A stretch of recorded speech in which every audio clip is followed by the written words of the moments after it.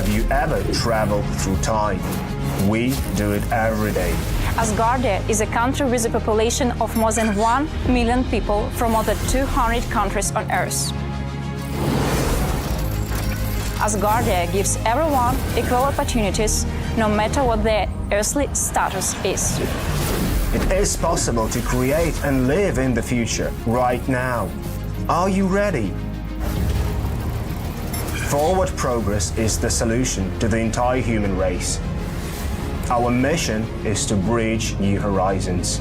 In Asgardia, there is no limit to the universal development in the fields of technology, finance, and arts. Asgardia is a new space and digital economy which creates opportunities for the global economy.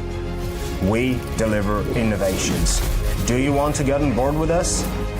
We are developing various kinds of digital businesses, attracting them to the Asgardia platform that can be backed by the means of our umbrella, i.e. franchising of the Asgardia brand. We can not only attract investments into space programs from prominent institutional investors, but also affordable amounts from the citizens of Asgardia.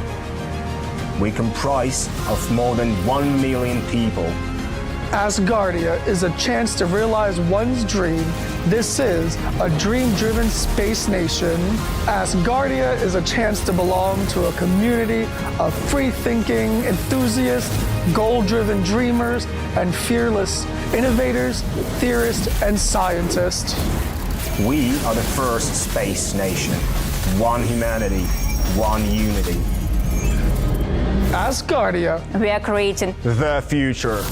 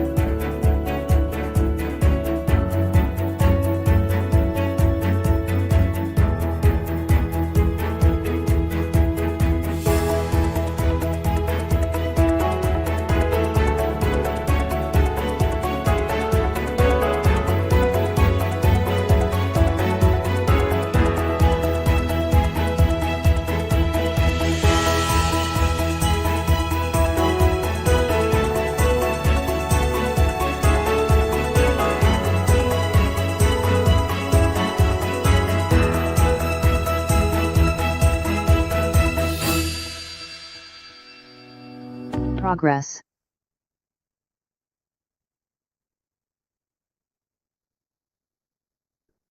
Welcome, people of Earth, to Asgardia, the world's first space nation. I'm Lembit Opik. I'm the Chair of Parliament of Asgardia, which means that I run the Parliament.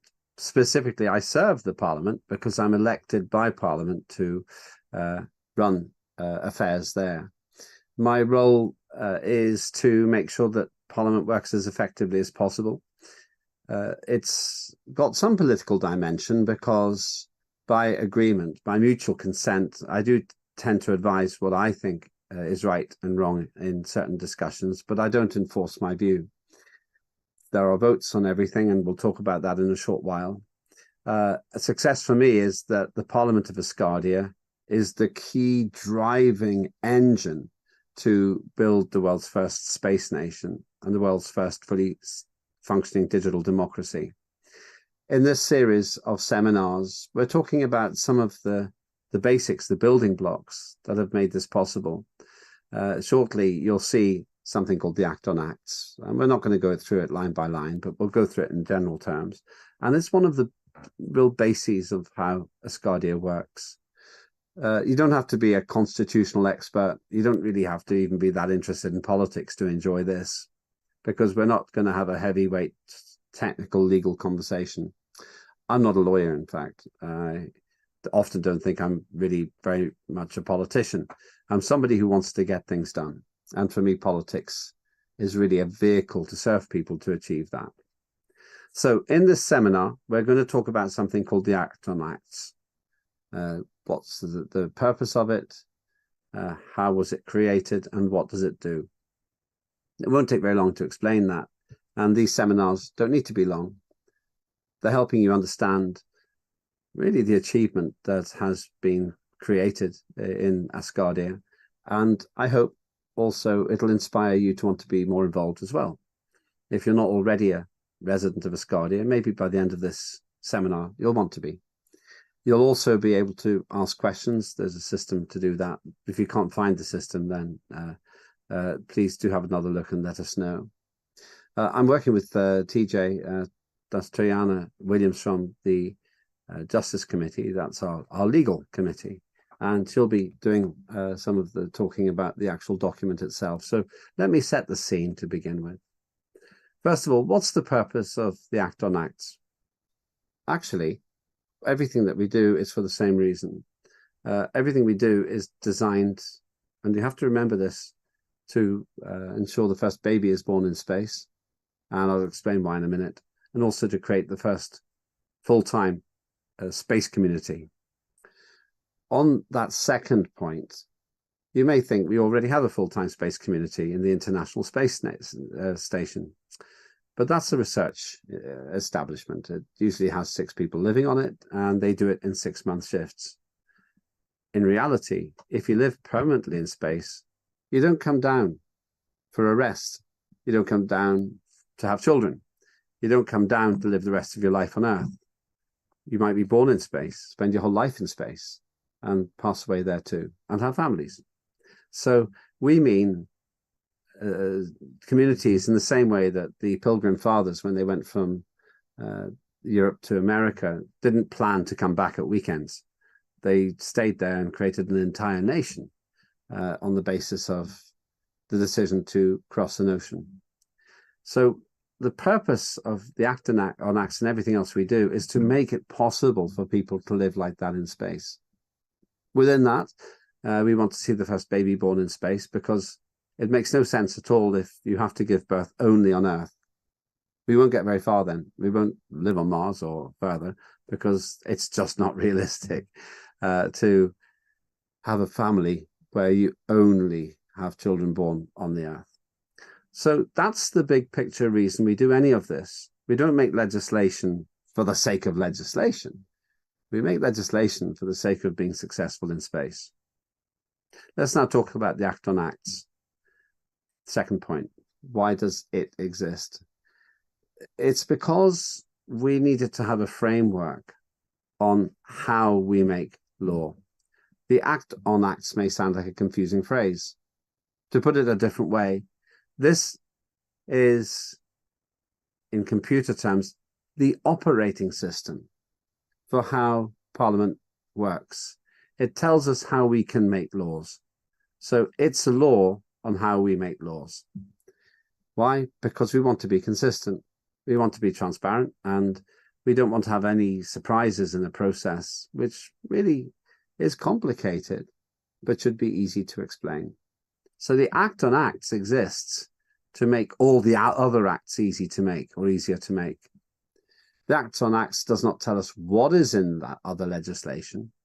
It doesn't insist that we talk about law, or we talk about health, or we talk about science. It tells us how we make legislation on all of those areas without talking about the content of that legislation. In short, on the second point, it tries to create consistency so that everybody knows how to make laws on whatever subject that they're trying to make those laws. And then thirdly, how does it work? And Tiana will explain that in a moment. It sets up a series of fairly simple rules on how we operate. It doesn't cover every single detail on how we create legislation. That can change a little bit. The process of debate changes, for example.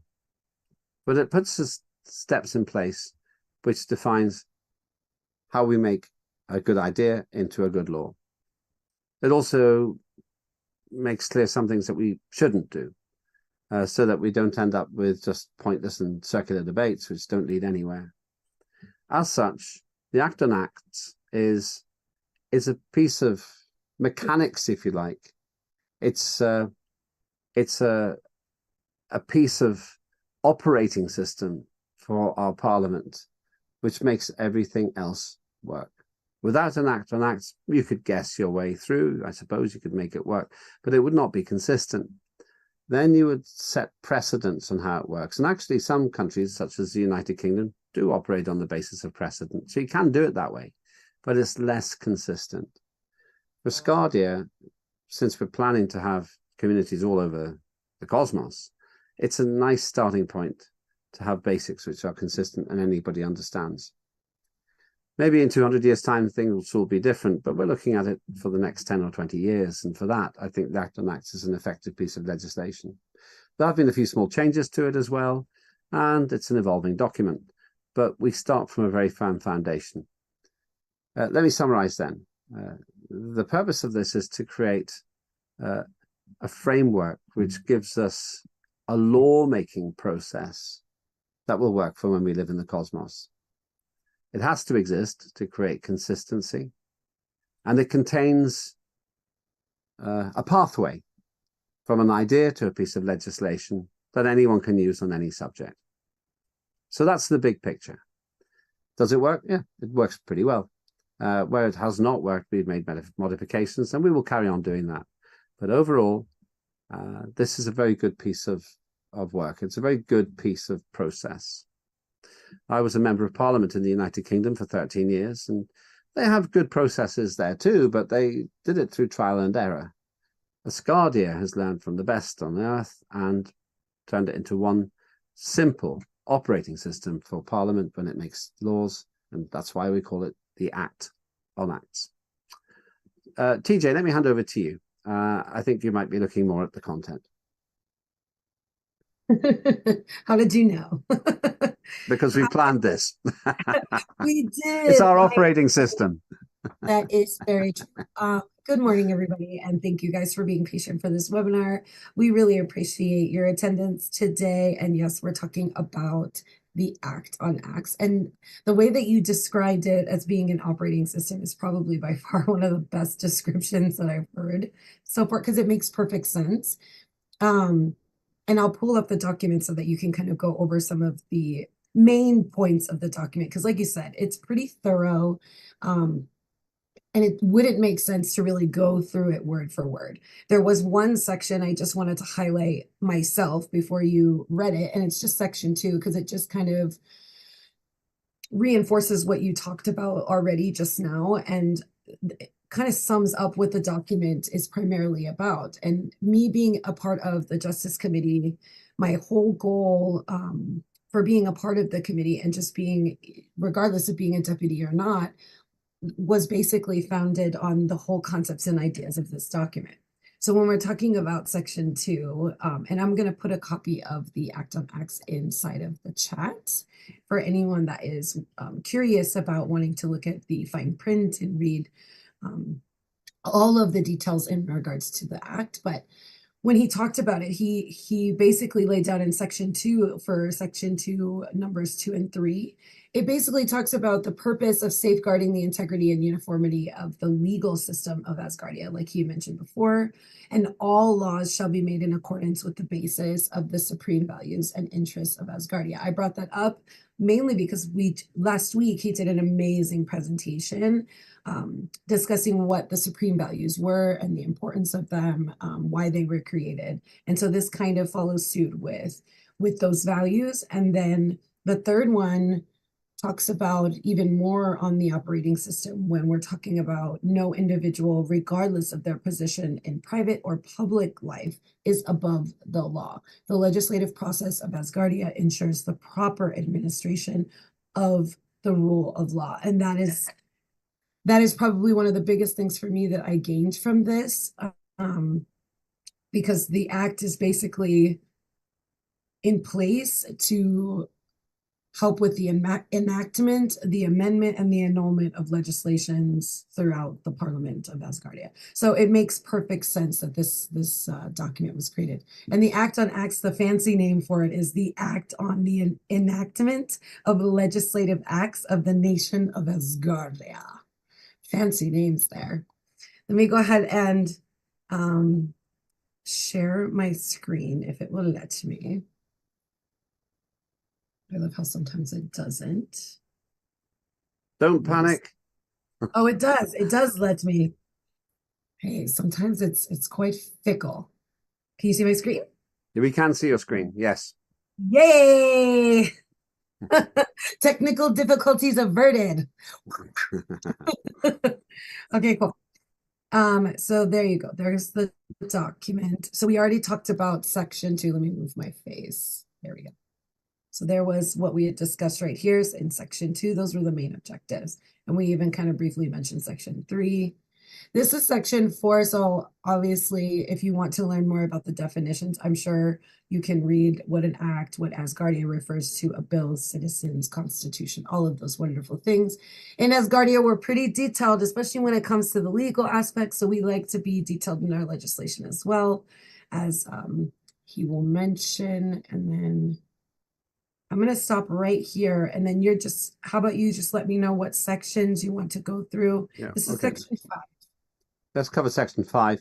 I would say one other thing. There's a piece of history in this document. It was one of the very first pieces of legislation we ever discussed. It was on the 24th of June, 2018. And that was more or less the time when I first got elected to be the chair of parliament. And that was in Vienna. Very exciting few days, actually. History making. 600 million people around the world followed our progress, in fact. Almost a tenth of the human race. On section 5, this really summarizes what I was telling you about before. Laws in accordance with the Constitution, supreme values, and the will of Asgardian citizens, it's called. In simple terms, this sets the ground rules for this piece of legislation. It's simple.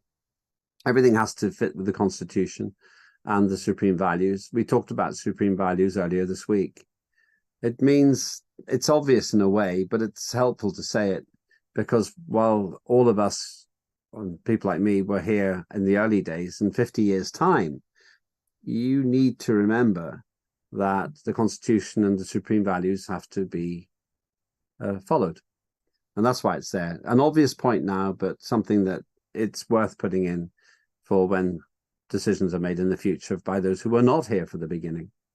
All the acts will embody and enhance the rights, duties, values, and will of the citizens of Asgardia. Duties is the interesting point here. Asgardians are expected to step up and make their contribution to the great mission of Asgardia, which is permanent human space habitation, like I said before. So the acts are meant to focus always on that. There's no point in us having an act which has nothing to do with what Asgardia is trying to achieve. When I was a British Member of Parliament, sometimes I saw legislation which had no relevance at all, really, to the mission of Parliament. But it was someone's idea. It was some piece of virtue signalling that somebody wanted to do. Asgardia tries to avoid that, and that's what the second point here is. On the third point, all citizens are able to participate in the legislative process, whether through their parliamentarians, by proposing legislative change, or through referenda. That means that if you are a citizen or a resident, you've got a good idea, you've got the right to say so. You can get in touch with me, for example. And this is a very different approach to the one which is used in many terrestrial parliaments, where either you're in or you're out. In Asgardia, if someone has a good idea, we go, actually, that's a good point.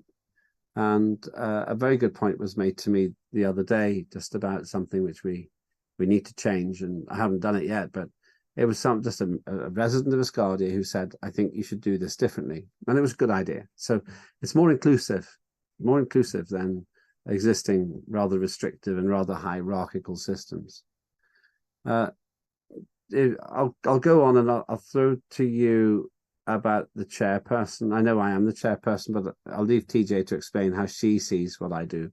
But I'll just, on section 6, the organisation of Parliament's important. This is actually in the Constitution as well. But it's unicameral. That means we don't have two houses like in the United States or the UK. We just have one house, 150 Asgardian members of Parliament, and they represent all the citizens. They're elected members, and they represent 13 districts based on 12 official languages, one special district for other languages. And each parliamentary period runs for 5 years, but we sometimes have by-elections in between. That's not a new parliamentary period. It's just topping up the numbers in Asgardia. I'm going to take a risk and let TJ explain what she thinks the chairperson does.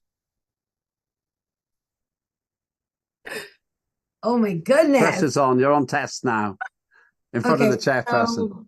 So I'm not scared. Okay, so I'll give you the fancy version, which is in the fine print, and then I'll give you my personal experience, I guess, what I think an actual chairperson is, and we'll see if they are the same. So according to the Act on Acts, a chairperson is supposed to be the Speaker of Parliament. He presides over everything in Parliament. He basically represents and maintains order, structure of all of the proceedings, the procedures, the structure, and ensures that all of those things are followed through with, basically.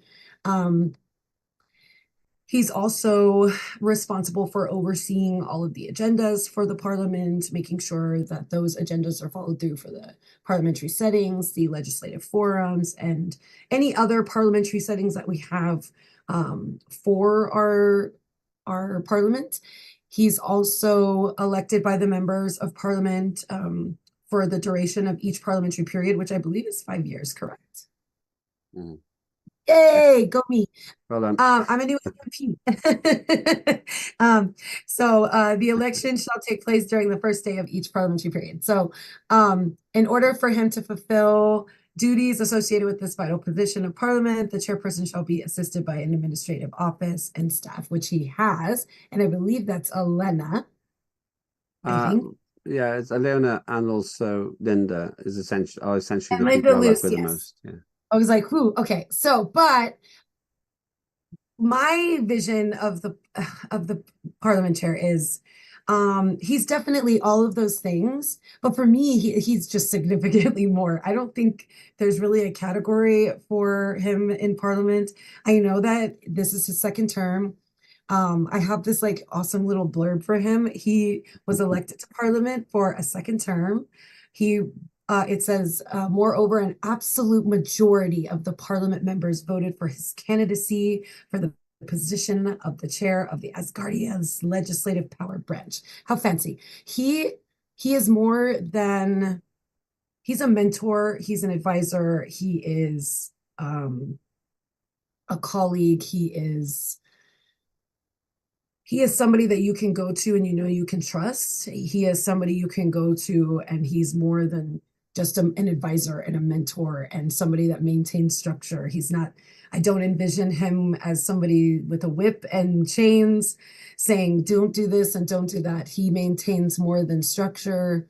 He kind of is that jelly that sticks in the middle of all of the random things that are going on in Parliament and just kind of helps. He's that padded room that everybody needs in between all the conflict and madness and mayhem. And that's just how I kind of see him. When things need to be smoothed out, that's where the chair of Parliament comes in. It's not a I don't question why he was reelected. I don't question why he won't be reelected. It's going to be a really big chair to fill if you try to go against that. But I am absolutely grateful to have that position, and I'm glad that it was created. So that's my vision of chair, and it's very different than what it says in black and white because he's very, very much more than that. But he definitely covers all the basis of that position for sure. Kind words from you. I suppose I would say that one mistake that's often made in politics is people think that the higher up they are, the more senior they are, the more power they have. I have always thought that the more senior you are, the more people you serve. And so I am accountable to 150 members of parliament. And it's true to say that, especially at the moment, there's this need for us to work together as we establish very important precedents in the political system of Asgardia. It doesn't say in writing anywhere that the chair needs to be a mentor. So one of the things we have to separate is the character of the current chair, me, and the role. But I personally do think that what TJ says is correct. I think that the chair of parliament has to be a champion for the parliamentarians, but also be willing to be guided by them. I make mistakes. People in parliament know my weaknesses, and I depend on them to help me put those right. At the same time, when there are problems, I try to put those right. So there's a symbiosis, a relationship. The reason I dwell on this is because the Act on Acts, which is what we're discussing today, puts the basics into place, but you still have to live the document. And one of the interesting things about the Parliament of Asgardia is the level of community it's created. And I think partly that's because the Act on Acts has been well written. Let's move on to the next section. The committees of Parliament. There are 12 committees. I won't read them out, but there are things like Science Committee and Finance Committee. And each of those has a chair. And each of those chairs, you'll see, I won't go through every single word here, but each of those chairs, stop there. No, go up a bit. Yeah, thanks. Each of those chairs is elected by the committee. The rules are fairly simple. No committee can have more than 25 members of Parliament. That's something that we decided really in the early days, because otherwise, if you have 100 people in one committee, nobody in another, it doesn't make sense. The chairs are elected by the committee, not by the whole of Parliament, but just by the committee members. And then the chairperson appoints the deputy chair. I came to the view that there wasn't any point in having endless elections. You have to trust. You have to trust the chair to have some authority. And in that sense, if you have a chair and a deputy chair who don't get on, that's not going to work. So that once the chair's been elected, I came to the view, a lot of these processes have been developed through trial and error and through, partly I have to admit, my judgment as well. I've had more influence and more power in a way than my successors in 50 years' time, because I've helped to establish protocols. It'll be interesting to see how much those protocols evolve. But one of them was that the chair should have a good number two that they trust. And an AMP can be on up to 2 committees, not more. I expect that all AMPs to be on one. I think every chair of parliament should encourage AMPs to be on at least one committee. I think that's a moral duty, but not more than 2, because otherwise you are too busy and you won't be able to do the job properly. Let's go to the next part, which I'll cover, section 9. We haven't really done this, but one of the interesting opportunities is to have commissions of Parliament, and they look into particular one-off things. So if Asgardia discovered that there was a near-Earth object that was coming our way, it could be that we have a commission to decide whether there's something in our democracy that we should change to deal with a very challenging situation. It's generally assumed that these commissions would be about, I think, about procedural matters, but there could be something, a specific issue that it thinks about, which is of global significance to Asgardia as a whole. We haven't tried that yet, so we haven't got precedence for this yet. But I hope that, and we won't make a commission just for the sake of having a commission, but I hope that's something that will happen in this 5-year term, because I'd like to see how it works. And it might be that we've misjudged what these will be used for, and it'll be on the basis of need. I don't need to say any more about it because we haven't got the experience. I just simply say I'm looking forward to exploring this opportunity. Section 10. I'll just go through this very briefly. I don't want to go through all the details, but the Constitution really defines this part, and the Act on Acts really reflects what the Constitution says. A few things about the Parliament's powers, which are really important. Obviously, adopting Asgardian law, that's a central activity. Appointing the chair of the Parliament, but also the chair of the National Bank, justices of the court, on the basis of a proposal on the Supreme Space Council. I'll explain that in a minute. And then also, and removing them from post on the proposal of head of nation or the Supreme Space Council. So the head of nation or Supreme Space Council can say, we would like to question the continued status of the chair of Parliament or the Bank of Asgardia, or the justices.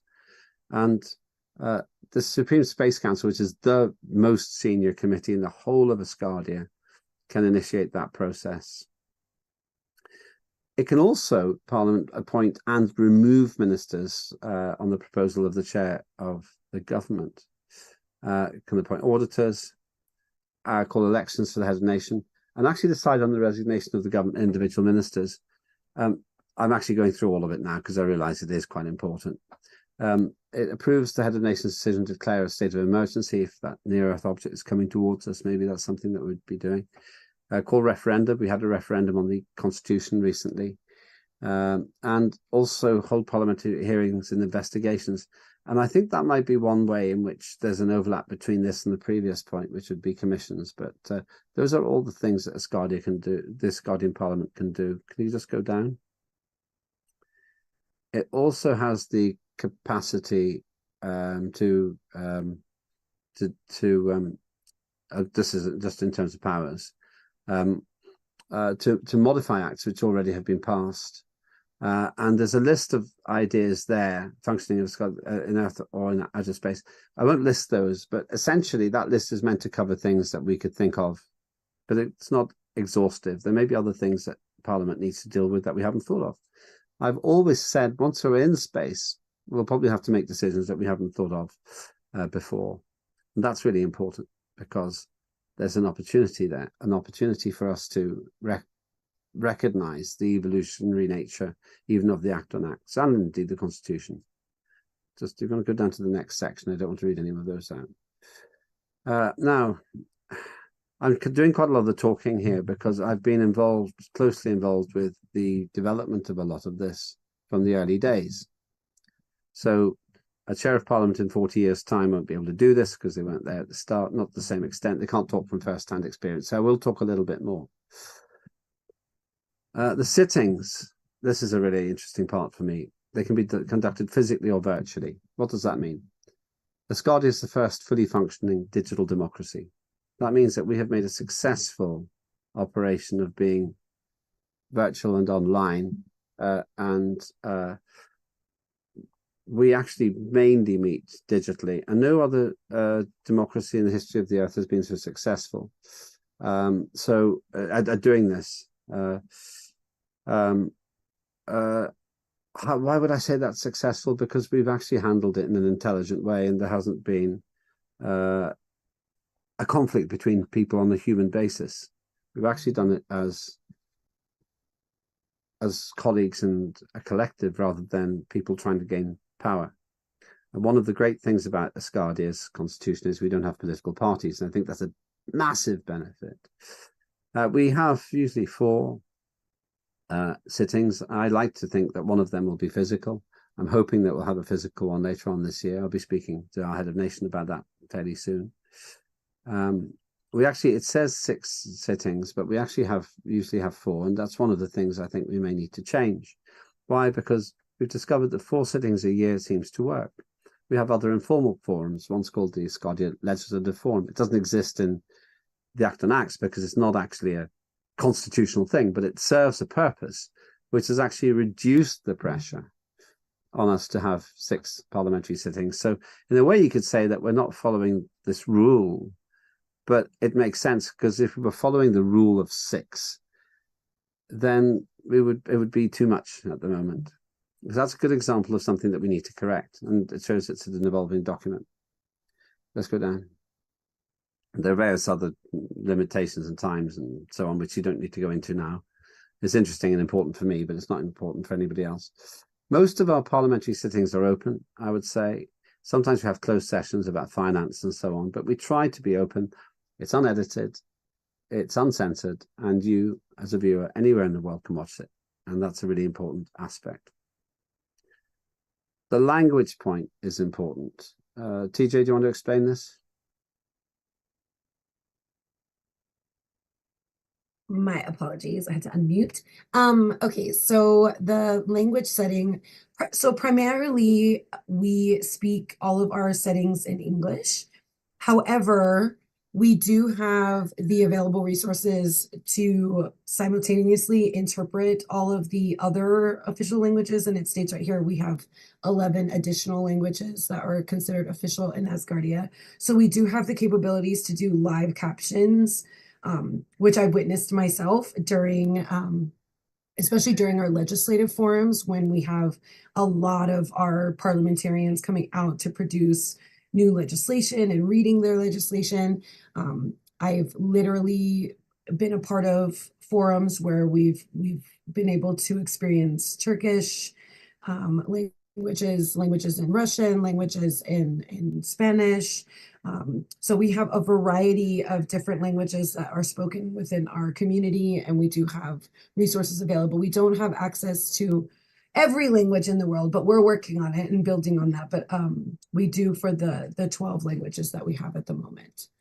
And at this stage, thanks, TJ, at this stage, we actually have translation for 4. That's English, Spanish, Turkish, and Russian. My aim in this parliamentary sitting, so there's another just over 4 years to go in this term, sorry, that's the right word, is to increase the number. And we always look at AI to see if there's a way we can do this. And there are some very promising developments there. On this next point, I won't go through the details. It's quite technical, but the legislative proposal idea, I'll say just 3 things about this. Number 1, whoever you are, wherever you are, if you've got a good idea for legislation, let us know. And if you want to start like this, let me know. Get in touch with me and I'll help to understand what you're trying to do. And we'll try and do it if it's a good idea. There are limits to how long they're meant to be. I don't enforce these, if I'm honest with you, very much. I believe that the legislation should be as short as possible. But if it's very long and there's a good reason, then I live with it. So once again, there's a degree of discretion here. Now, you could argue that the discretion that we're showing means that we're breaking our own rules. We're still forming them. And I think we have to have a certain amount of flexibility as we still learn how to do this. We have no template. No one's done a digital democracy before. So when we see there's a better way of doing it, we do that better way, and then we change legislation. Keep going down. We'll go through the details here, I don't think. Yeah, keep going. Right, okay. Now, I'll just explain on section 15. I've got quite a lot of power as Chair of Parliament. And the committees have a lot of power. Because when someone comes out with an idea, if it's obvious to me it's a good idea, I'll just pursue it. It's quite a powerful thing to be able to do. Not on my own. I'll talk with others, including head of nation and prime minister and so on, but also with committees. And the most normal way for legislation to go forward is a committee chair will manage it and I'll help. Sometimes I lead it, but normally I try not to do that. Or a minister will lead it. Once a piece of legislation, I'll just say one other thing about this. A legislation, piece of legislation goes through 3 readings. It's the first reading, which is core principles. I looked at some core principles last night from a colleague, Ada, who does a huge amount of work for Asgardia, Ada Crescente, and often makes presentations for us available too. And she came up with an idea and thought, actually, that's a pretty good idea. Why haven't we done that? So she came up with a good idea. And so that would go to first reading, I think, quite soon. And that's the core principles. After that, then we have the whole long text, and it's discussed as second reading. That often gets changed a little bit, and then it goes to third reading, which should be the final version. If there are problems or issues, sometimes we don't put it forward, we work on it, and we come back. But once third reading is passed, that's it. Parliament's finished. And then usually they go for decree, which is the head of nation, who has the right to accept or veto legislation. Our head of nation is a president, a prime minister, a king, whatever you want to call him. He has executive power. He doesn't just sit there signing things. He's directly involved. Dr. Asher Bailey, the founder of Asgardia, is directly involved and therefore has a say. And that's, in my view, good because it means we don't have a position without a purpose. So that's essentially how the enactment takes place. Don't go down after 16 to 17. I've just covered that actually, yeah. The head of nation is the person who finally makes a decision. I've mentioned already, if some piece of legislation needs to be improved, and I've highlighted some things I think we need to change on the Act and Acts, then it goes through the same process.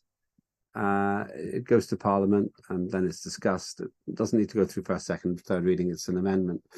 We haven't done very much of that. We did amend the Constitution through a referendum, but I think that I would like to try some changes in terms of this Act and a couple of other things, which will be done during one sitting with one debate, and then it'll be voted on in Parliament. But the process of voting in Parliament is the same. Okay, let's go down to the next section. And once again, in terms of deciding on the merits of legislative amendments, it's the same as the original kind of debate about legislation. On section 20, we haven't actually got rid of any legislation. We've modified some, but we haven't changed anything. But if a piece of legislation is out of date, if it talks about horses and carts and we've only got moon buggies, then we might want to get rid of it.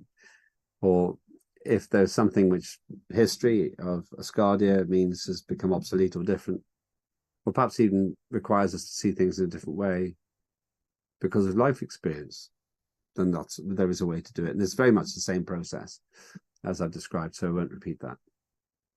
If you want to go down, keep going, keep going, keep going. In terms of voting, now, my position we've covered already. It's elected by members of Parliament, and it's a majority. Whoever gets most number of votes becomes the chair of Parliament. I had a contested election. Ariadne stood against me, and I won, but we had a public vote about it. Perfectly reasonable that we did.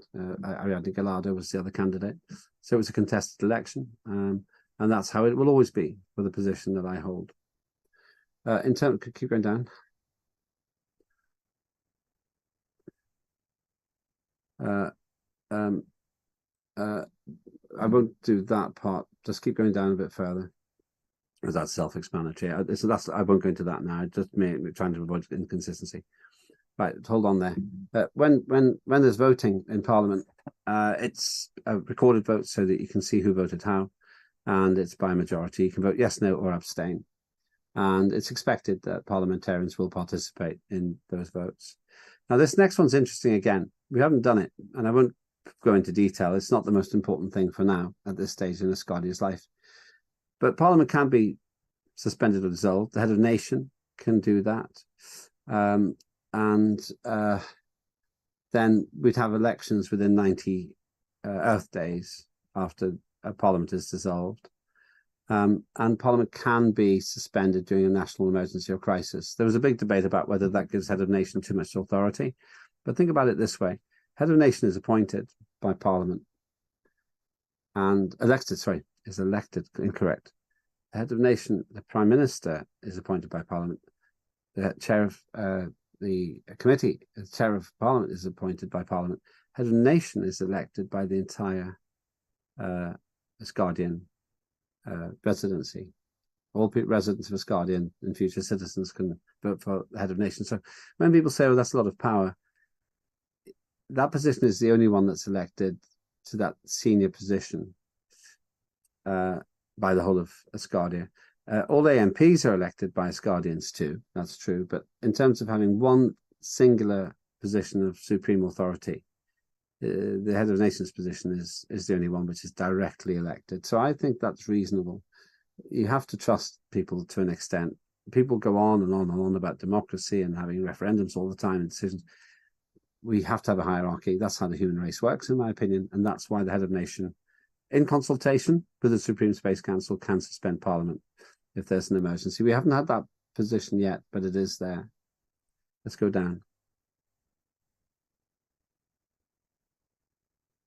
We have by-elections sometimes if we want to top up the numbers. I mentioned it before, and those by-elections run the same as general elections. By precedent, and really only by precedent, the chair of Parliament tends to be the returning officer for those. In other words, person responsible for the conduct. I can't do that. The person in my position can't do that for the general election because the chair of Parliament is likely to be a candidate. Unless they're leaving, of course. But for by-elections, it seemed to work, and it worked very well when we did it the last time. We may not have a by-election, but if we think that we need to increase the numbers to deal with the natural resignations and sadly sometimes deaths of colleagues, then we'll have a by-election, maybe about mid-term. Let's go down.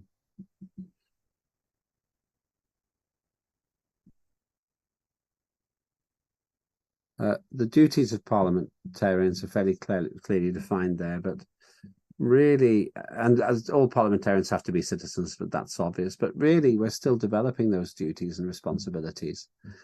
It's a living organism, our democracy, as is every democracy. But I could summarize the duties of members of parliament are to help us achieve our mission. First, permanent human habitation in space, the first child born in space. And I think that's what unites us, and that's why we don't have much trouble in that sense, because everybody's on the same side. And when you see political parties getting in the way, then it's a problem, because the parties become organisms that fight each other for survival and for power. We don't have that. We're actually fighting for the survival of the human race. And that's a much easier thing to agree on than which party should be running a country. We've got a general election in the UK in 2024 this year, and you can already see the conflicts developing between parties. I'm glad to say we haven't got that problem in Asgardia, and long may that continue. Do you want to add anything to duties of Parliament? TJ, you are one.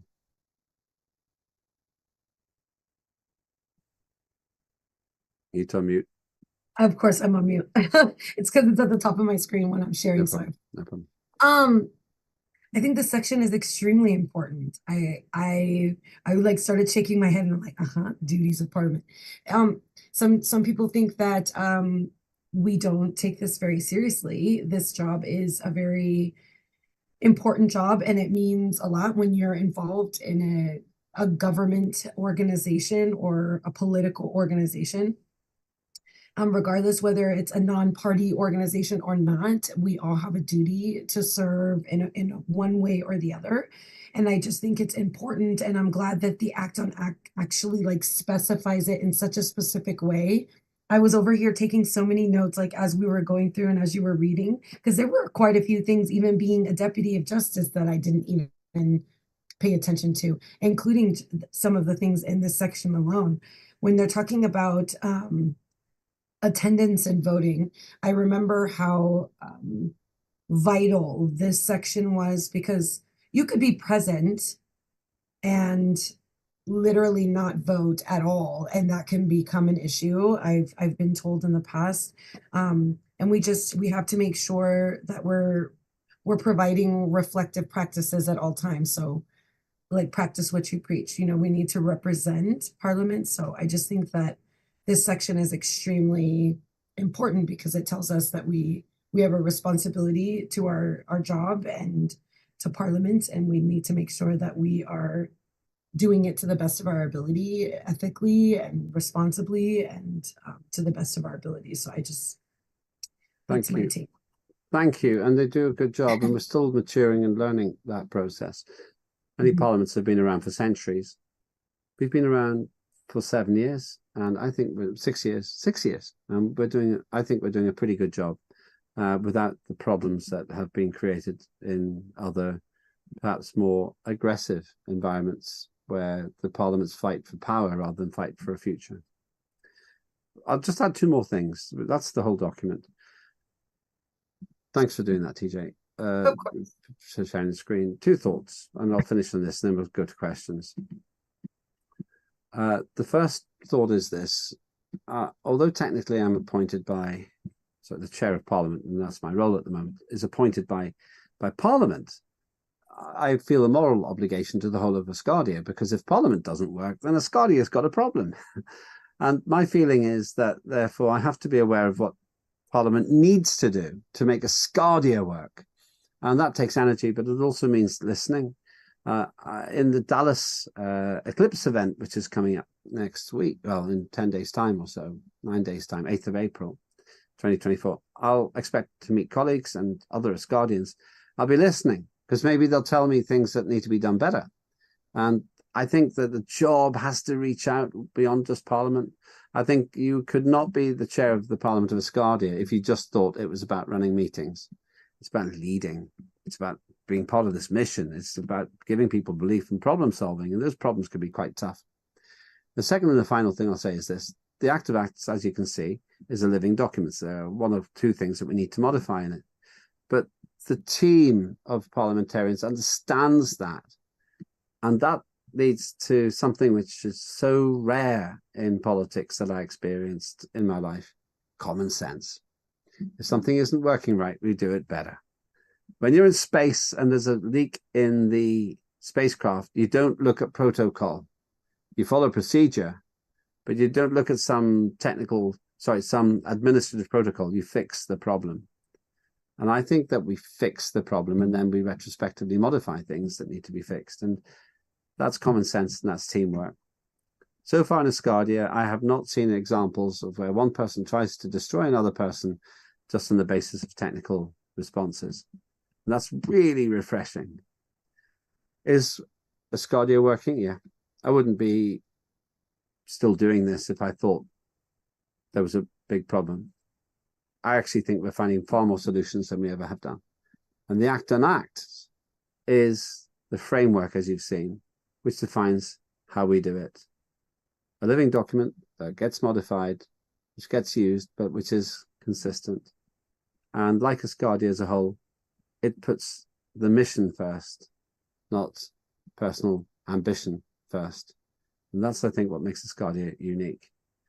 I'm really pleased that 6 years after we passed the Act of Acts, it's still a very functioning and a totally relevant document. And I hope it will be in 100 years' time as well. TJ, back to you.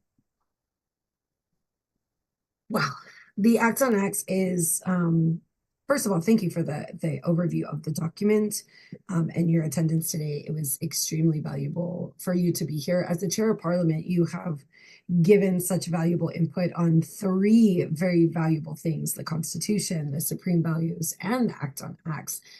And what better person to do all 3 of those things in the the foundational pieces of our legislative government is being able to be provided by the chair of Parliament is by far one of the best things to have in general. So thank you for being here for that. Thank you for organizing. Thank you. So the Act on Acts, it's, being a part of the Justice Committee, I will say there were several sections, even just going through the document, that's extremely valuable. I did have a couple of questions before we conclude, because right now is the Q&A time, so it's an ideal time to ask any questions. So anyone that's watching, if you have any questions regarding anything that we went over, now is the time to raise the questions. In fact, I enjoy interacting with all of you. So raise any concerns with any of us, any questions that you have for me or Lembit while we're talking and while I'm asking questions. Feel free to either comment on YouTube or the chat or Asgardia TV, and we will answer the questions. As far as my questions go, we mentioned earlier that there were 13 districts. Of course, I immediately went to, I volunteer as tribute, I don't know why my brain went there, but I'm sure everybody else went there too. So could you explain, could you explain a little bit about, I know, right?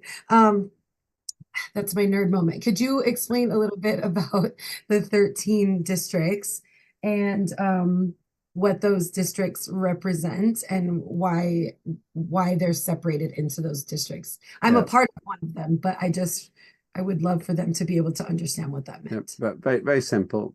We had a process which identified the 12 primary languages, Earth languages in Asgardia. Asgardia will have its own language one day, but it does not have one yet. So we depend on Earth languages to communicate. And the top 12 became the 12 districts of Asgardia. 13 is for everyone who isn't in one of those 12. The 12 represent the overwhelming majority of languages spoken on planet Earth. But for 13, for languages such as Estonian, for example, which is my first language, that would be in District 13. It's as simple as that. Okay, perfect. Thank you so much for that clarification. And then in section 11, we were talking about how it sets up the capacity for the legislation to be created in the future. I really liked how you discussed the separate topics how the Act on Act basically sets up the foundational structure where the shoulda, coulda, woulda moments in the future, where we might have legislation in those particular areas like education, trade and commerce, marriage, divorce, those kinds of topics that we don't currently have at the moment, but we kind of set those up for the future. Why do you think that we created that now or set ourselves up for that now instead of waiting until it actually happened? Why do you think it was important for us to include that? I mean, obviously I know the answer to that, but I just wanted to know what your input was on that question. Why do you think that we set that up now versus trying to do that later? I suspect you won't predict the answer. My answer is maybe we should not have. I think at the time we were trying to think of all the possibilities of things that we need to cover, because that's what people do. When you buy a new house, you walk in and you try to work out where the furniture is going to go and what color the walls are going to be and the light fittings. And then you live there for 6 months and you modify it. And that's because you want everything. Not everybody wants to do it this way, but I do this. I look at a space and I think, how will I organize this? I do gardening and I try to organize where the potatoes are going to be and everything else, but then it changes when my little 6-year-old suggests something better.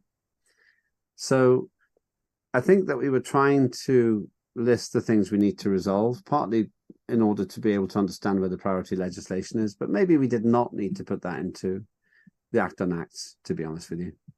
That's my honest answer. That was not what I was expecting. But it's a logical answer. It makes perfect sense because when you're creating legislation in general, that's the whole basis of creating like core principles. You don't really want to set yourself too far up for the future. You want to kind of focus on the then and now. It does make sense because when you are creating your new home, I never really thought of it that way because I do garden myself. So I do very similar things and you are modifying over time. So it does make sense. So maybe they kind of set themselves up a little bit too far in the future. I mean, I think it's great to have a good foundational structure, but it is something that they will have to set themselves up for in the future for amendments. It doesn't do any harm, but it may not have been necessary. Maybe we felt at the time, I say we because it wasn't they, I was involved in this process too.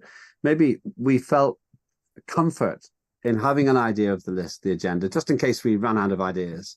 We never have run out of ideas since then. And maybe a better way, looking back, maybe a better way would have been to say, and this is what we'll do for whatever we need to cover, and then have a separate document, which we do have, called priority legislation, which is not in the Act on Acts. So that's what I think, really. You can do it both ways. It's not really a right way. I think a better way would have been to leave it open now, but actually no harm's really been done by having that list at the time. It hasn't hurt us. And remember what I said before? I've actually noticed some amendments through this seminar today that I need to put into the next digital sitting, just to tidy up some variance between what we do and what it says. It hasn't caused us a problem, but I just want to make sure that it's consistent. So it's a working document, and it's not perfect. If you looked at the thousands of laws in the United Kingdom, people are breaking them all the time because they're so old and they don't even know that the laws have been broken. I want us to have minimum legislation in Asgardia. I don't want us to have 10,000 laws. If we can do it with 200 laws, that would be great. Because frankly, the more laws you have, the less likely people will know what they are. And so let's keep it as simple as possible, and trust when people land on Mars, they'll set up a whole new lot of laws anyway, just by how they live. I agree. I think that what they set was pretty, the foundational structure that they set, preparing for future situations was justifiable. But it was definitely more than they needed to for the current situation, but it definitely sets them up for making sure that those things are set up for future situations. But it's true, based on the situation and where they occupy, depending on whether it's on Earth or anywhere else, it definitely can change over time. Another question that popped up, which I found really interesting, was you said, why do you think it's a massive benefit not having political parties? Because you said it was a massive benefit. It is a massive benefit in my view. I was involved in a political party in the United Kingdom for 25 years, really. In fact, I helped to build that political party to success, to a stage where it eventually became a part of the British government. And I was one of the key people who achieved that. My experience of political parties is they are animals. And they live in a cage and they fight the other animals in the cage. Or maybe they live in a field and they all want territory, so they fight each other for territory. And people get hurt. Because perhaps the best way of describing it is they're like herds of animals, and the herds fight for space because they want to have living space. And the political parties fight for existence, even if that is not in the best interest of the country. Think about it this way. If Party A wants to run the country and Party B is in charge, they will start criticizing and attacking Party B. They'll want Party B to fail so that they can be in charge. And so therefore the organisms fight for survival, even if it is not in the best interests of the country overall. And they create ideological differences. Sometimes there really are ideological differences, but they create them. In Asgardia, our challenge is united. The first child born in space, the first permanent human community in space. So what does a political party achieve? The ideology is agreed. The mission is agreed. We can have arguments about how the economy is best set up. We could argue about how much freedom people should have, but we don't need to have political parties arguing on that, because the 150 of us who all work on first name terms in Parliament through a protocol and through a modus operandi, a behavior which I established earlier on, it's 150 people who all want the same thing. So if we disagree, why have political parties? A political party means getting people together with you who can beat other people you don't agree with. And I find that very destructive. In some countries like Estonia, I think the political party systems actually work quite well because there are a lot of parties and they work together.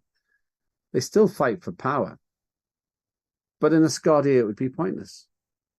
Maybe in 200 years' time, there'll be political parties. I don't know. But for now, the challenge of living in such a hostile environment of space, such an expensive unknown as the cosmos, unites us all, and we don't need political parties. And finally, in my experience, political parties tend to attract individuals who want personal power. Without the parties, yeah, my position is powerful. You can aspire to be powerful. The head of nation, Dr. Ashabay, is happy with people who are ambitious. But I don't think we would be helped if we have groups and factions which share a collective ambition for power. Yes, sure. Let's get the best people in the best jobs. Let's have a meritocracy, but I don't want to have factionism. That's my opinion. That was a great answer. It's, honestly, this and my comment towards that, I found it very fascinating that you said that. What Asgardia is completely built on, in my opinion, would not fall within the category of being a nation that would be designated by parties.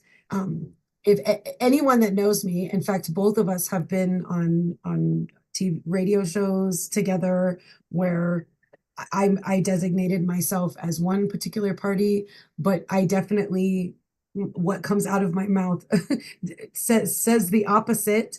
And it has nothing to do with me wanting to represent one party over the other as far as my terrestrial choice. It just for me, it's just what represents the overall goal of what I want the world to just be influenced by. And in Asgardia, I just think having two political parties or more political parties or just a political party in general would just like completely defeat the entire purpose of what our head of nation is intending for us to promote and represent. Being in space, there are going to be so many other obstacles that we're going to have to tackle and focus on. And the last thing that we need to be focusing on is bringing terrestrial behaviors and attitudes and mentalities into space, because it's obviously it's not doing well here. So it's probably not going to do well in space. And that's just my personal opinion. But I just found that a really interesting comment when you were making that. Two thoughts for you. One serious, one silly. The serious one is if we have 100 people living on a space station and there's a leak, they're not going to argue about their ideology. They're going to try and fix the leak. Right. And they're not going to say, "Oh, I'm not going to help you because you're a socialist." Everyone dies. So I think that the mission is so challenging that it's uniting. I have never known what Neil Armstrong's vote. I met him. I've never known what Neil Armstrong's voting history is. I don't care, because he was the first man to walk on the moon. The silly point, and this really only works for viewers who have English as their first language, I think, but I'll just tell you this joke. Why should you never give a communist English tea? Why? Because property is theft. If you don't understand that joke, your life will not be worse. Let's carry on. Don't use that at home, folks. It's very bad. It's a terrible joke. It's told to me by communists, actually, but there we go. I'm drinking tea. I know, yeah, property, probably. I'm drinking proper tea. I've got one message. I've got one question that's come in here. I think I may not have explained it well. It's come in on WhatsApp. It's saying, I do not understand why it's called the Act on Acts. Apologies if that wasn't clear. What that means is it is an act, which is not the name for law, and it's a law on how to make laws. So it's an act about how to make acts. That's all it means. So Act on Acts just means law to make on how to make laws. That was it. So hopefully that clarifies it. That was the only other question I had. Yes, the very technical name right at the beginning of the document that I put in the chat, it literally, the whole name, it just says an act on the enactment of legislative acts of the nation of Asgardia. And then in parentheses, it says Act on Acts. So it's just like he said, it's basically how we enact legislation or acts in general. I think that's basically all the questions. So hopefully people found the seminar helpful. Yes. And TJ, thank you for that was all that organising I it. had. There was a lot of information that I found very fascinating. I thought this went very well. If there aren't any other questions, which I don't see any coming in the chat, I want to thank everybody for participating in the webinar series today, sponsored by the Ministry of the Justice Department. On behalf of the Justice Committee, I want to give a special thanks to the panelists today, Lembit Opik, who happens to be the Chair of Parliament. As Vice Chair of Justice, obviously, I admire you and hope one day maybe I can sit in your chair or somebody else higher than you, because I'm not going anywhere anytime soon. And I hope some of the viewers out there join me. And definitely hope that I get to aspire to at least somewhere close to your level at some point today. And for the viewers watching, come and join us every Thursday. We don't bite. We have an in-person event coming up in Dallas, like he mentioned earlier. It is April 8th, 2024. It's going to be in Dallas, Texas. Technically, it's called Sunnyvale, Texas, but it is in Dallas, Texas. To watch the total eclipse, and it's called the Eclipse Extravaganza. We do have an Eventbrite. There are tickets available, and a lot of other really cool things that we can add on to that. You can even meet the Chair of Parliament in person if you'd like. You have to purchase a meet and greet ticket, but you can do one-on-one with him if you'd like to. So if you need any questions on that, please let us know. Otherwise, we may seem like space nerds or something like that seems unreal, but we're very, very, very proud to be residents of a diverse, inclusive nation. I am a standing example of that, and so is Lembit, and I guarantee so are you. So you can be too, and until next time, reach for the stars. One unity, one humanity. Everybody.